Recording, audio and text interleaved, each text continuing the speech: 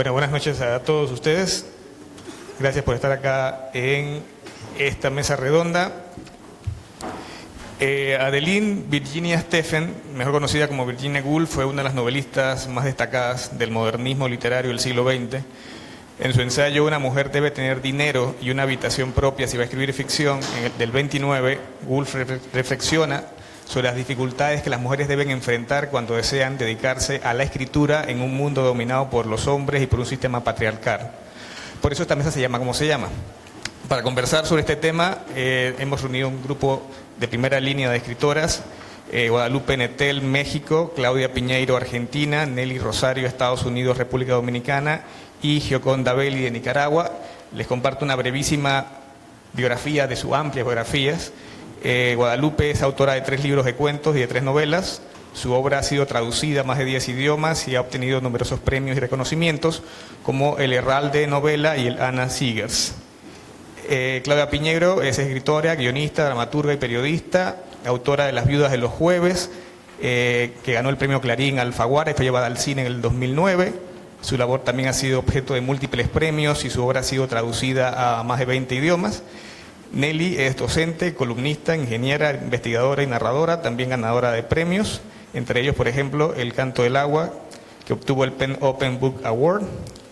Gioconda es poeta y novelista, ha ganado el premio Casa de las Américas por el poemario Línea de Fuego, mejor novela política del año en Alemania por La Mujer Habitada, finalista de Los Angeles Times Book Prize por El País Bajo mi Piel y el Biblioteca Breve de Six Barral, y el Sor Juana Inés de la Cruz de la Feria Internacional del Libro de Guadalajara por su novela El Infinito en la Palma de la Mano, y ha sido 2 veces finalista en la Bienal de Novela Mario Vargas Llosa.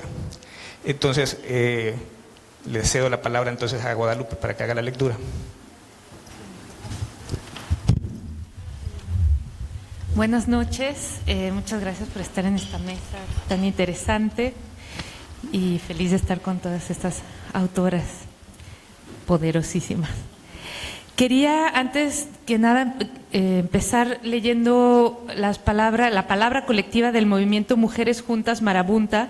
No sé si ustedes saben, pero en México hubo un movimiento muy fuerte de mujeres en el ámbito literario y editorial, y me gustaría transmitirles un fragmento de estas palabras que escribimos colectivamente. En las últimas semanas, un número creciente de mujeres que trabajamos en la cultura hemos decidido organizarnos alrededor de un acto de disidencia colectiva frente a la normalización de la violencia que históricamente se ha inscrito en los espacios donde desempeñamos nuestro trabajo y nuestras vidas: editoriales, revistas, ferias de libro, encuentros de escritores, escuelas, universidades, instituciones culturales, talleres y espacios privados. No se trata de algo nuevo. Hace demasiado tiempo que guardamos en secreto el acoso, la humillación, la segregación, el abuso sexual, por temor a que nuestros señalamientos sean invalidados o que nuestra labor creativa sea excluida. Esas eran las reglas no escritas que las relaciones de poder al interior de la cultura, ordenada fundamentalmente por hombres más poderosos, habían instituido como norma. Lo que ha cambiado es nuestra relación con el miedo y con el silencio. Mujeres Juntas Marabunta surge a partir de un Me Too escritores mexicanos y en medio de una lucha más amplia, emprendida desde hace décadas por mujeres que nos han enseñado algo fundamental: la violencia contra nosotras no es un hecho aislado, sino sistemático, que se reproduce a causa de la impunidad. Hoy hemos roto ese pacto de silencio. Escribimos estas palabras y actuamos colectivamente porque vivimos en un país en el que 9 mujeres al día son asesinadas por violencia de género, porque el sistema de justicia no solo no atiende a las víctimas, sino que las revictimiza. Para el agresor siempre la disculpa y para nosotras la culpa. Y porque en México no existe un Estado de Derecho. Me Too, escritores mexicanos, no es un mecanismo de denuncias que pretende el escarnio público. Es una herramienta política que señala y pone al descubierto violencias que han querido permanecer en el dominio de lo privado para conveniencia de los que perpetran actos de acoso y hostigamiento. Se publican para que esto no le pase a ninguna otra y para mostrar que hay muchas que aún no han podido hablar. Lo hacemos conscientes del privilegio y también de la responsabilidad de ser visibles. Este es solo el principio de un movimiento articulado desde distintas plataformas como una colectividad política y afectiva que busca ni más ni menos un cambio estructural. Eso no será posible si en primer lugar no hay una toma de conciencia, un reconocimiento de quienes han ejercido distintas formas de violencia, una búsqueda por reparar el daño. Luego viene una serie de peticiones concretas que no les voy a leer porque son muy largas, pero que pueden encontrar en internet si teclean Mujeres Juntas Marabuntas. Y la conclusión es: deseamos que los días difíciles que han seguido a los señalamientos sacudan a la sociedad, no para crear un nuevo estigma contra nosotras que solo repetiría los ciclos de violencia, sino como una posibilidad de cambio. Me Too, escritores mexicanos. Nos mantendremos firmes y solidarias desde todas las plataformas de las que disponemos hasta lograr que se transformen las prácticas que normalizan el machismo en los gremios culturales. Estamos creando una contranarrativa que instaure la paridad de género y escribe el futuro. México, 3 de abril del 2019.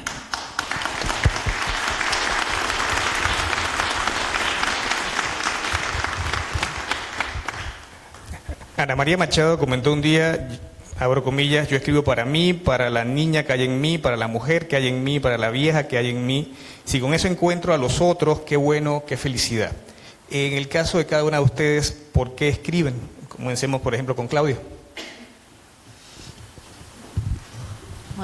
Bueno, buenas tardes. Me encanta estar en esta mesa con ustedes.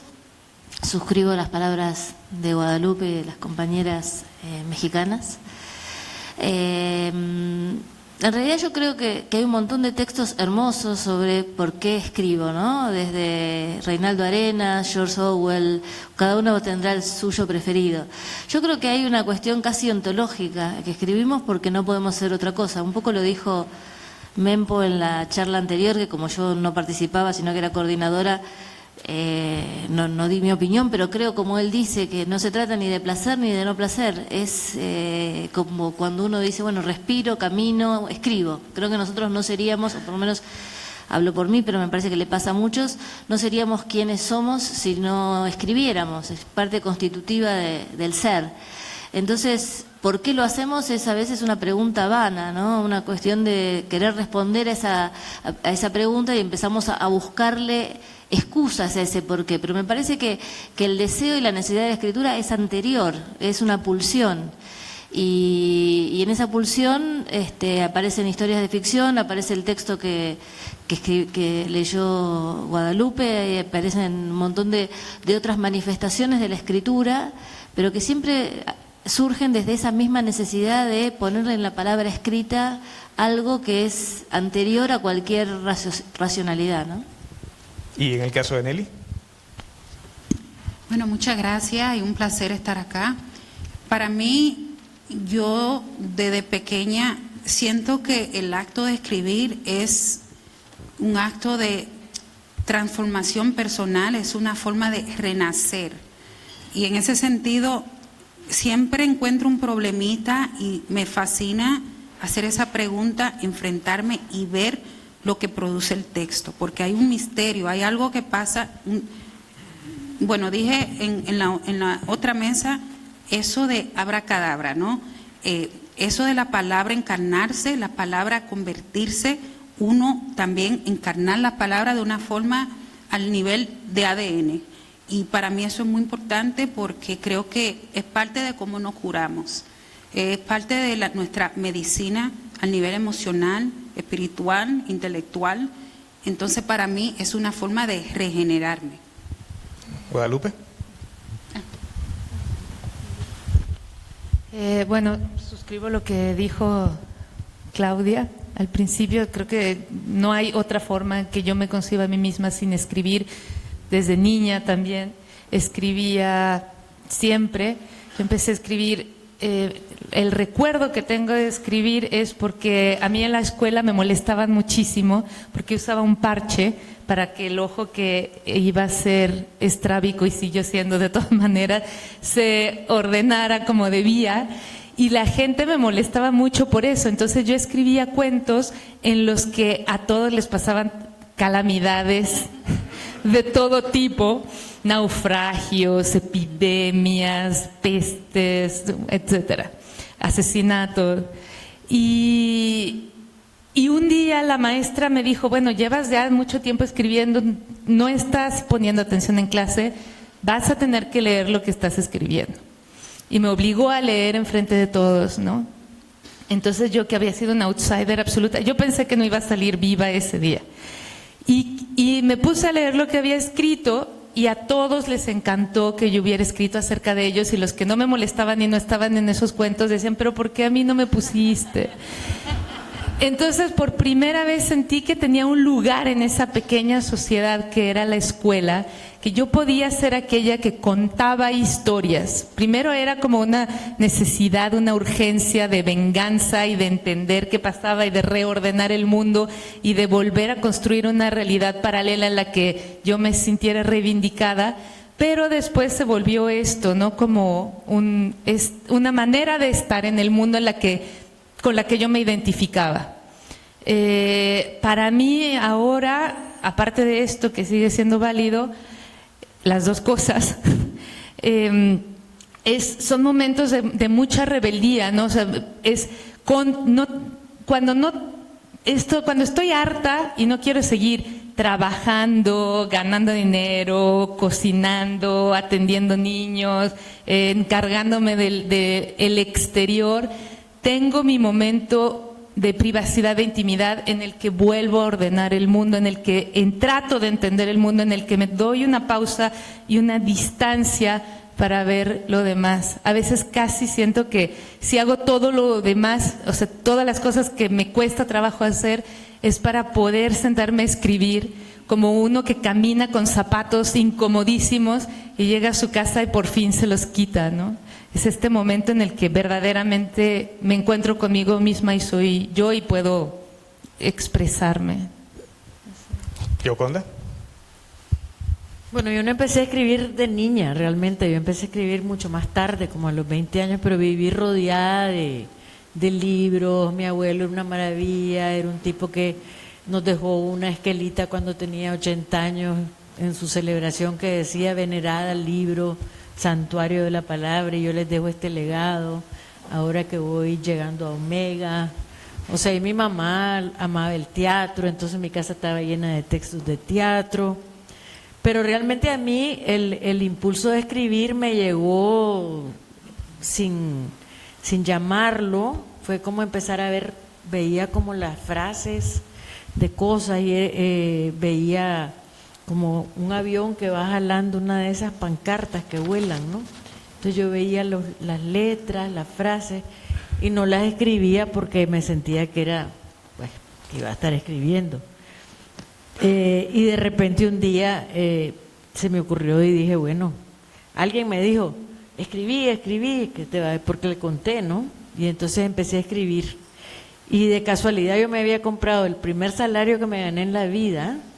Lo gasté en una máquina de escribir eléctrica vieja, usada, que cuando me estaban dando el sobre de mi primer sueldo, entró un señor con una maquinita Smith Corona, viejita, pero era fantástica, y tenía un ruidito, tenía su cool, y entonces, y yo la puse ahí. Me encantaba escribir cartas en el colegio, yo estuve interna en España y escribía cartas y cartas. Pero bueno, así fue, no fue una cosa. ¿Y por qué escribo? Porque de repente me di cuenta que era una manera de comunicarme de una forma absolutamente epidérmica con los demás, con una manera de poder decir mi emoción y por otro lado evocar una emoción. Yo me acuerdo, yo me gané un premio de poesía de la Universidad Nacional Autónoma de Nicaragua, estaba bien chavalita, yo tenía como 22 años, y yo me acuerdo cuando yo leí mis poemas, fue la primera vez que leí mis poemas, y una persona se puso a llorar, y me impactó enormemente. O sea, de repente me di cuenta que tenía un poder de evocar, de emocionar, y eso me hizo sentirme responsable, pero también feliz. Para mí era una felicidad que me colmaba, que me rebalsaba cada vez que escribía, ¿no? Entonces por esa felicidad sigo escribiendo. Virginia Woolf escribió: no hay barrera, cerradura ni cerrojo que pueda imponer a la libertad de mi mente. ¿Se han enfrentado ustedes a barreras o a cerraduras o a cerrojos externos o internos a la hora de ejercer la escritura? En el caso, por ejemplo, de Nelly. Sí, yo diría que sí. En primer lugar, mis padres se criaron durante la dictadura en la República Dominicana, entonces siempre estaba ese miedo, aunque yo me crié en los Estados Unidos, siempre eso de que el pez muere por la boca. Entonces yo tengo como esa editora recta, monja, porque estudié también en una escuela católica, siempre como con el palito ahí, como cuidado que va a haber problemas. Entonces para mí siempre ha sido como esa batalla de la autocensura, pero también la vergüenza, ¿no? Y también uno a veces, por lo del idioma también, porque yo me crié bilingüe, entonces como que el nodo idioma no me siento como completamente a gusto y a la vez a gusto. Entonces ahí es que viene lo juguetón, en que el idioma lo quiero como, ambos idiomas como que siempre quiero hacerle algo, hacerle como alguna ruptura, hacerle como que la ruptura en sí también sea parte de la historia, ¿no?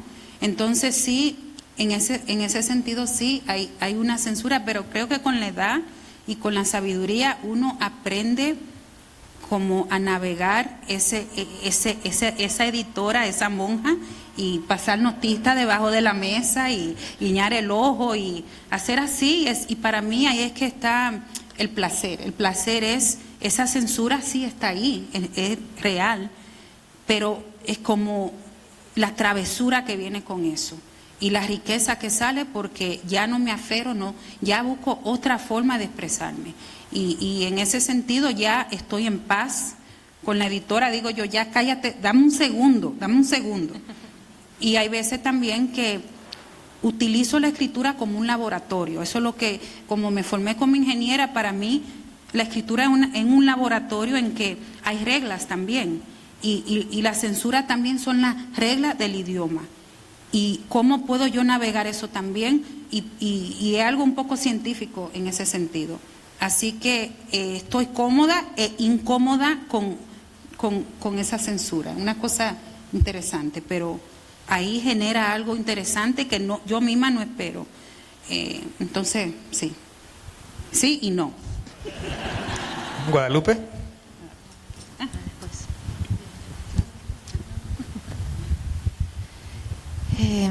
Sí, hay dos clases de barreras o de candados que siento que tengo. Uno, como decía Nelly, o como decía Virginia Woolf, también el ángel de lo doméstico, ¿no? Esta especie como de culpa histórica introyectada en la que dice: tendrías que ocuparte más de tus hijos, de tus padres ancianos, tendrías que ser más como la mujer que ayuda y que está ahí para los demás y que se ocupa de esto. Aparte, ahora no solamente las mujeres tenemos esto, sino que también trabajamos. Entonces está el trabajo, la parte doméstica, la autocensura del texto, que es cómo vas a escribir todas estas barbaridades. Imagínate que alguien llegara a leerlas. Y la otra, los otros candados, que son aquellos que ponen, o sea, las mujeres no interesan tanto a los editores, las cuentistas todavía menos. ¿Cómo vas a mandarnos un libro de cuentos? Mejor mándanos una novela. ese tipo de barreras que todavía hay, ¿no? Así, bueno, vamos a hablar de literatura seria y todavía se invita más a hombres que a mujeres, o vamos a traducir y se traduce todavía más a hombres que a mujeres. Entonces, hay estos dos candados, los externos y los internos, ¿no? ¿Gioconda? Bueno, yo pienso que la domesticidad efectivamente es un asunto que hay que considerar. Que yo siempre digo que quisiera tener una esposa, ¿no? Quisiera todo lo que hacen las esposas tradicionales, ¿no?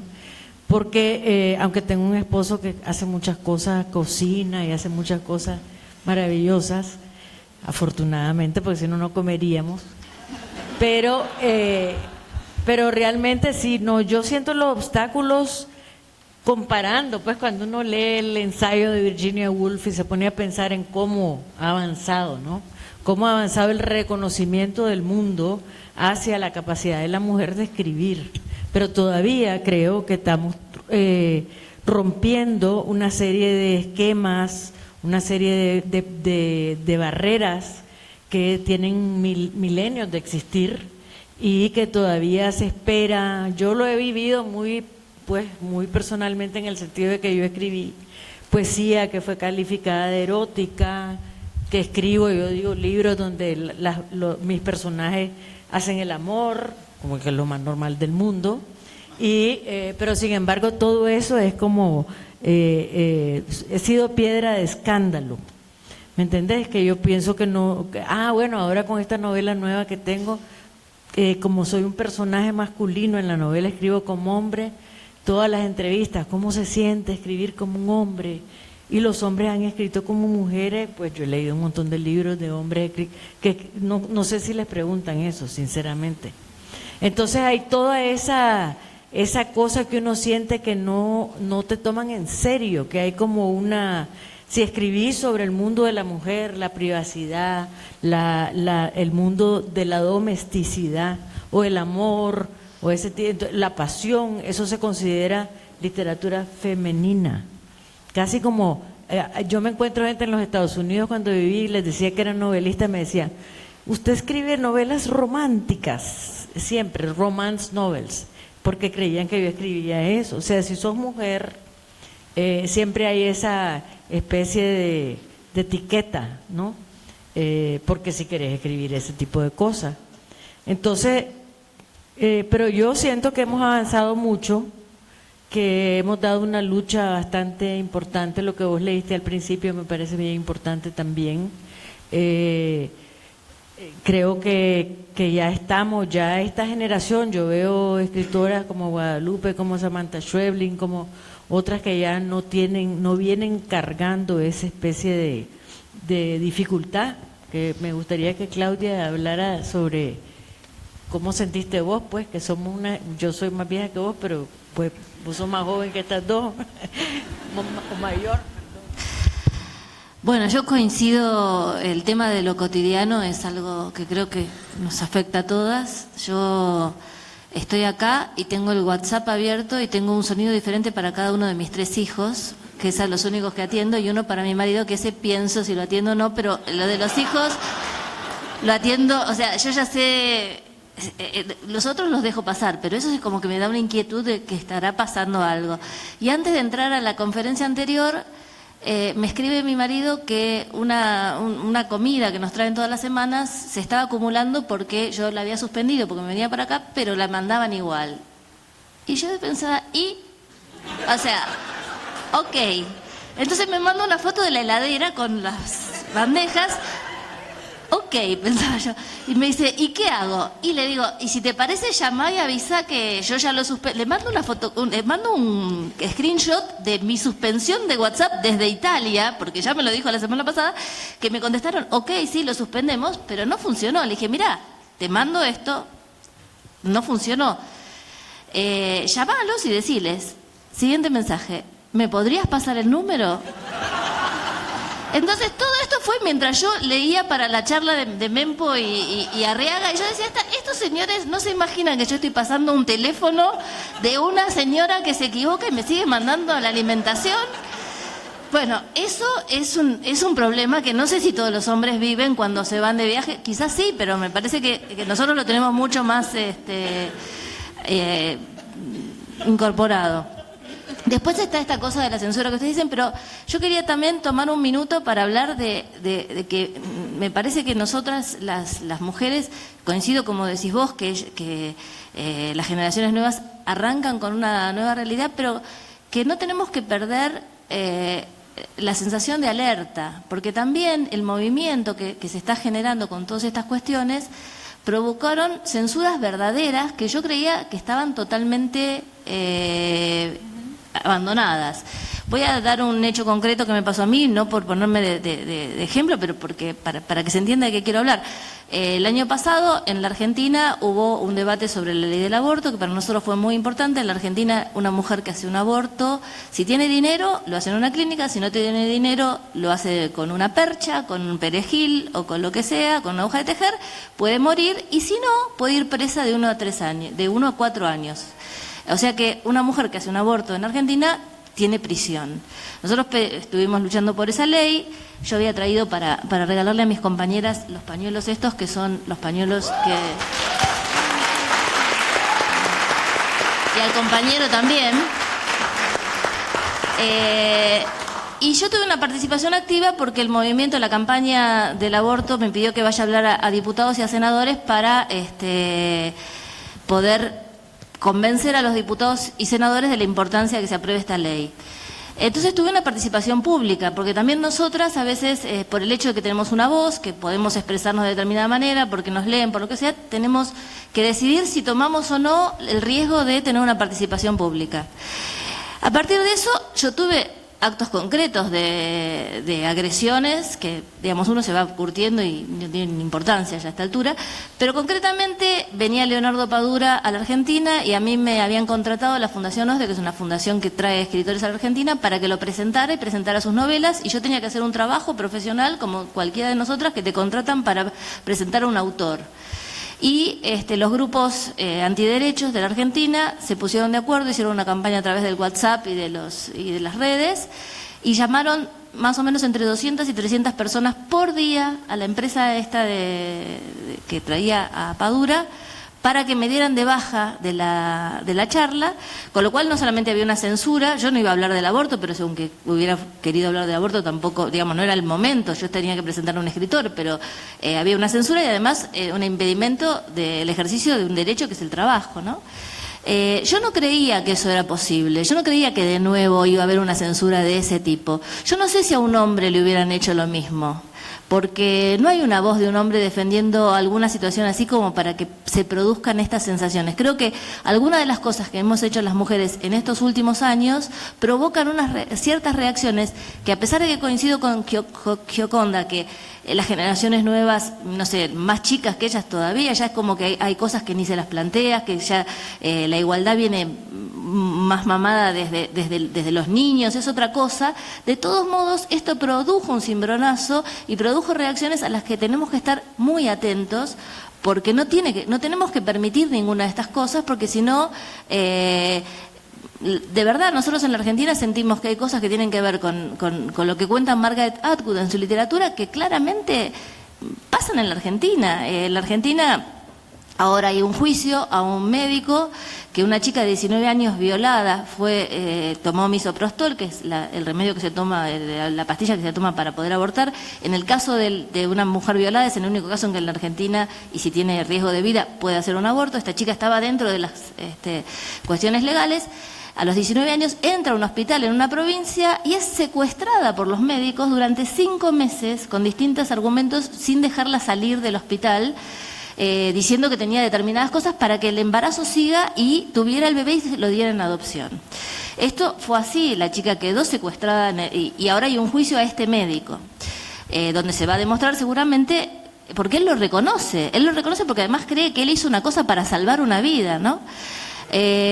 mientras está este juicio ahora, los grupos antiderechos rodearon el tribunal, hicieron una carpa con velas, vírgenes y demás elementos religiosos, y esta chica que fue violada, que fue obligada a continuar un embarazo, que fue secuestrada durante 5 meses, para entrar al tribunal tiene que atravesar una carpa con esas imágenes y esas velas y con gente rezando para que ella tome conciencia de la gravedad de lo que hizo, supuestamente.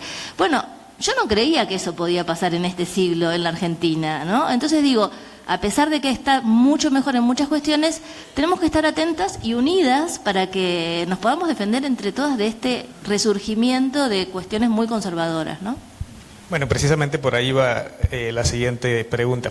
Virginia Woolf escribió, yo me aventuraría a pensar que el anónimo, quien escribiera tantos poemas sin firmarlos, fue a menudo una mujer. Entonces, quería usar el término anónimo en el sentido de las batallas ganadas, ¿no? Como decía Claudia, pero que todavía la mujer es anónima en muchas partes del mundo porque no existe, ¿no? Salvo a veces cuando es objeto de violencia, represión, exclusión, discriminación. Y lo digo precisamente como lo que comentaba Claudia, de que es muy difícil obtener derechos, pero es muy fácil perderlos. Entonces quería que ustedes reflexionaran sobre eso. Por ejemplo, Guadalupe. Bueno, sí, exactamente. Yo ahora en la revista esta de la Universidad de México que estoy dirigiendo en estos últimos años, leí un texto buenísimo sobre la lucha de las mujeres y la participación de las mujeres en la Revolución de Octubre, ¿no? De 1917. Entonces era como la revolución contada a partir de las mujeres, qué habían hecho ellas, etcétera.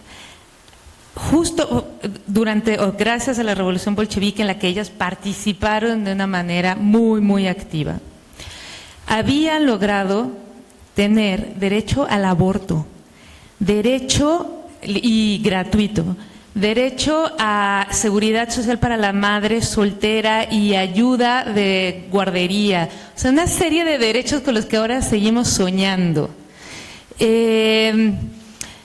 varios, ¿no?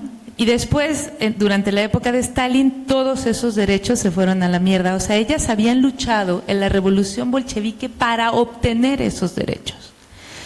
Lo mismo estaba hace poco, también en la revista publicamos un texto que hablaba del Día de la Madre y de cómo en México el Día de la Madre se instituyó a partir de una convocatoria del diario Excelsior en la que participó la Iglesia Católica y la Secretaría de Educación Pública para exaltar la figura de la madre abnegada, la madre que tiene muchos hijos, la madre que se ocupa, que se sacrifica toda su vida para educar bien a niños y niñas que iban a ser pues los soldados y las amas de casa.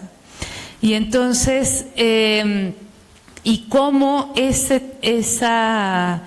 día se instaura para callar la mayor revuelta feminista que hubo en México y probablemente también la mayor en América Latina, que fue un congreso en Yucatán que juntó a más de 600 mujeres, estamos hablando de 1916, o sea, justo en la misma época en que las rusas estaban pidiendo esto, y que pedían las mismas cosas.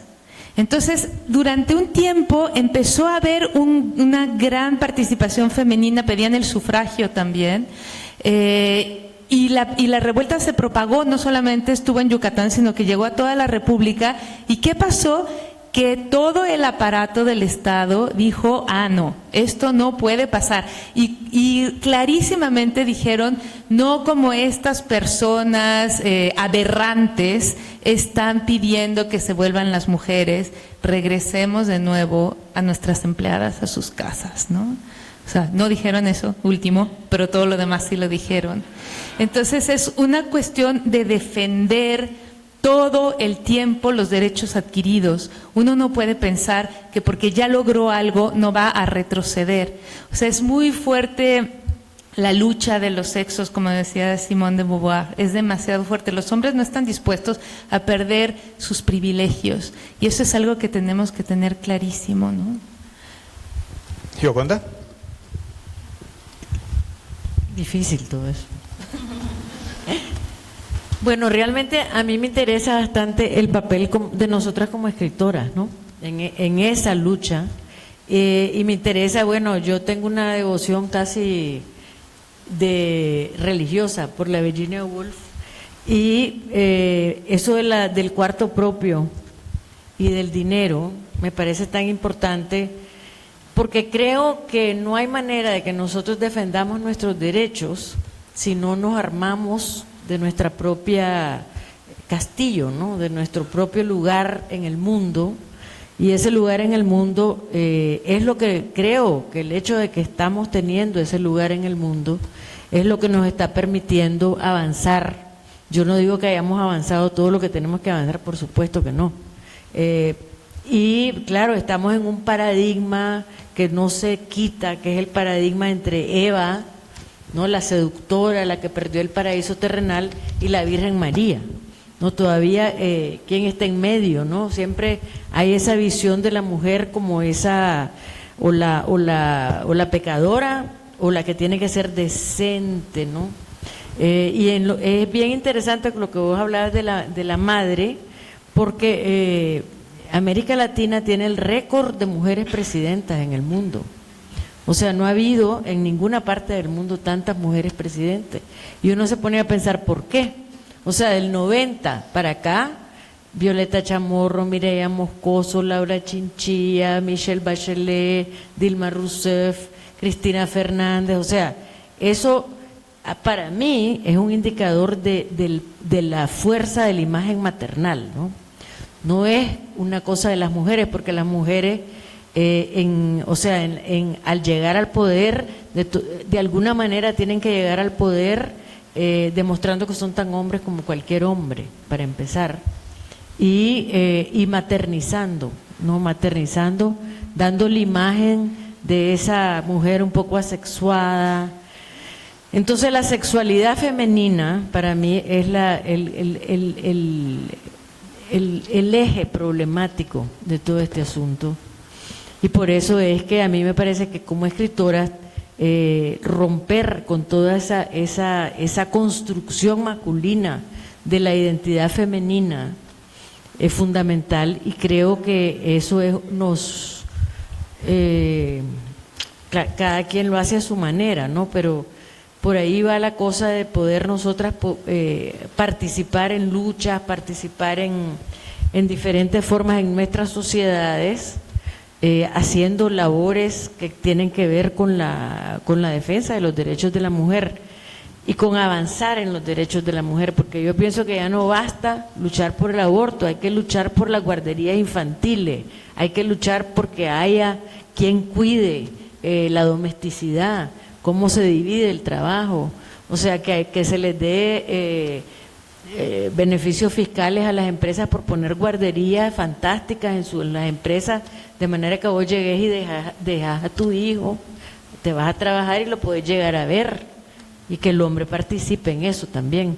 O sea que ya yo creo que el horizonte tiene que ir más allá, porque esa disyuntiva entre la mujer y el trabajo es un poco lo que nos quiebre el esquema, ¿no? Porque nosotros nos tenemos que desgarrar entre decidir si nos quedamos con un bebé o nos vamos a trabajar, ¿no? Y entonces eso, ¿cómo resolvemos esa ecuación? Y la otra es la violencia.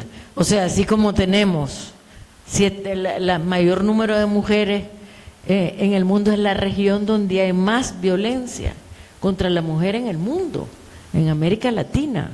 O sea, eso también eso no es un problema de la mujer, que es la otra cosa. Yo no quiero ir a más marchas donde solo hay mujeres. El hombre tiene una función fundamental que jugar en el fin de la violencia contra las mujeres, porque hay muchos hombres que no son violentos, que tienen conciencia y tienen que tener una actitud más beligerante y no dejarnos solamente a las mujeres que lidiemos con ese problema. Nelly. Bueno, eso del anonimato para mí es muy interesante porque yo, por ejemplo, no me gusta estar mucho como en el medio con esto de la escritura porque a veces para mí es una distracción. Yo lo que quiero, de cierto modo, sí, eso de la habitación propia, en verdad es una vida monástica, una vida de convento, ¿no? Tener ese silencio, ese momento para poder darle espacio a una realidad que en verdad existe en otra dimensión. Entonces, el problema es que en los Estados Unidos yo escribo en inglés y estoy dentro de un mercado que es una bestia capitalista. Entonces, en ese entorno, nosotras, la escritora, mujeres de color, tenemos la voz ya, como quien dice, silenciada. Entonces, yo no tengo ese lujo de yo esconderme. Y ahí es que está como, para mí, lo difícil, es yo presentar, dar cara a lo que hago, pero también quiero el silencio, no quiero el afán, la bulla, todo eso, porque ya ese otro show, es otra cosa, eso es un carnaval. Entonces, para mí ese siempre es como lo que siempre me ha chocado. Otra cosa, hay un labor invisible, hay un labor emocional invisible que yo, por ejemplo, como profesora, tengo que desempeñar por ejemplo, en las clases con los escritores, vamos a decir masculinos, hasta las mujeres también que están escribiendo historias que a veces son historias, yo diría, vulgares en el sentido como que hay una falta de humanidad. Entonces el trabajo mío no es nada más editorial, también es un trabajo como de concientizar, trabajos racistas, que a veces necesitan personajes de color para darle color al trabajo. O cuando el trabajo le falta algo emocional, algo espiritual, como alguna profundidad, ahí es que llegamos, ahí es que estamos, ¿no? Para sazonar. Entonces, siempre, bueno, hasta el uso de adjetivos tengo yo que corregir, que ya está cargado, ya lo que tengo que ya criticar está cargado con política. Entonces, eso para mí es un desafío también como profesora, tratar de ser objetiva, porque ya asumen algo, cuando me ven ya asumen mi posición política. Otra cosa que quería comentar sobre eso de la habitación propia, que ya estamos hablando en lo singular, eso de lo del dinero, que está también una idea media capitalista también, porque para mí yo la quisiera ampliar a eso de recursos, y recursos en términos comunitarios. Yo soy madre soltera, entonces para mí fue integral tener a mi mamá, tener a mis amigas, mis primas, gente que me decía, mira Nelly, si quieres escribir este fin de semana, ven, te cuida Olivia. Ah, mira, mi mamá, ven para que cene aquí, así pasa el día, escribe y ven y come. Entonces esa fe en otros que tienen fe en uno, en su trabajo, aunque no sepan qué diablo hace esa mujer cuando se encierra en ese cuarto. Estaba parada delante del espejo hablando, ¿qué está hablando? Entonces, pero esa fe que tiene una comunidad hacia el trabajo de uno es importante. Claro, el dinero es importante porque uno no tiene que comer.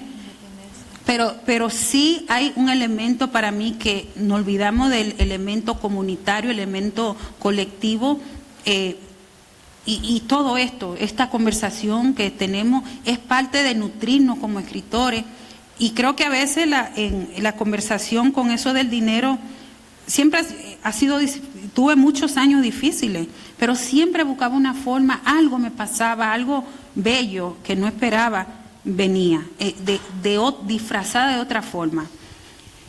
Entonces, yo como madre, por ejemplo, nunca me olvidé una vez que estaba haciendo una investigación sobre el ojo, quería ver una disección de ojos. Y un video, eso fue, bueno, que no estaba ahora lo de streaming.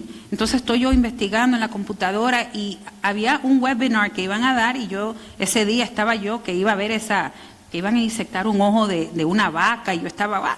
Ay, Dios mío, a mí se me olvidó que tenía que llevar a mi hija a un viaje escolar, a un museo, y yo, concho, esa mañana me amanecí, fui, los niños estaban bien felices, mi hija estaba en el 2º grado, y estaba yo en ese autobús, estaba yo que echaba, yo era humo que me salía del oído. Y bueno, en ese momento llegamos al museo y yo estaba de mal humor y yo dije, yo siendo madre, la mártir, no puedo escribir, bla, bla, bla. Entonces cuando llegamos al museo, la demostración que tenían, el demo del día, disección de ojo de vaca. Y lo vi en vivo.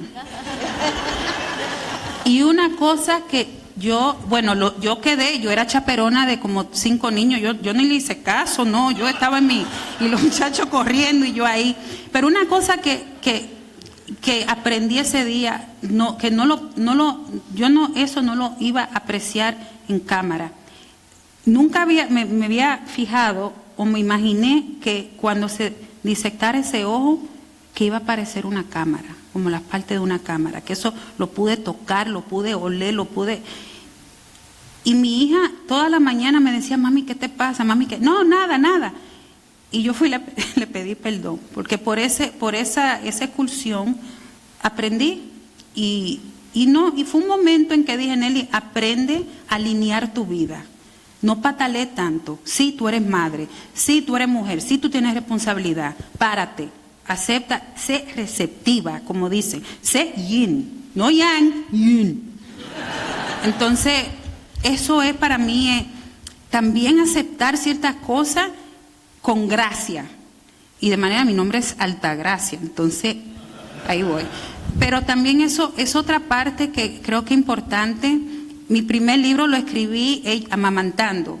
Y eso de género que es sexo, pero también forma literaria. Yo estaba escribiendo una bebé que nació, y yo no escribí durante mi embarazo. Y alguien me dijo, Nelly, y yo llorando, que ya se acabó mi carrera, yo con esta niña. Nelly, tú estás escribiendo la obra más grande de tu vida, con tu cuerpo. Así que espera, dale tiempo. Y para mí esa fue una lección. Así que yo quiero vivir una vida integral. Y no quiero sentirme mal por ser madre, no quiero sentirme que eso está en contradicción con mi escritura, mi estado de mujer, que eso también para mí es parte de la obra. Yo, cuando querías agregar algo. No, estaba pensando que si Virginia Woolf hubiera conocido a la J.K. Rowling, que escribió Harry Potter en cafés, ¿no? En la más absoluta pobreza, tal vez hubiera reflexionado de otra manera. Sí, adelante, Claudia. Me falta esta pregunta, ¿no? Faltas tú.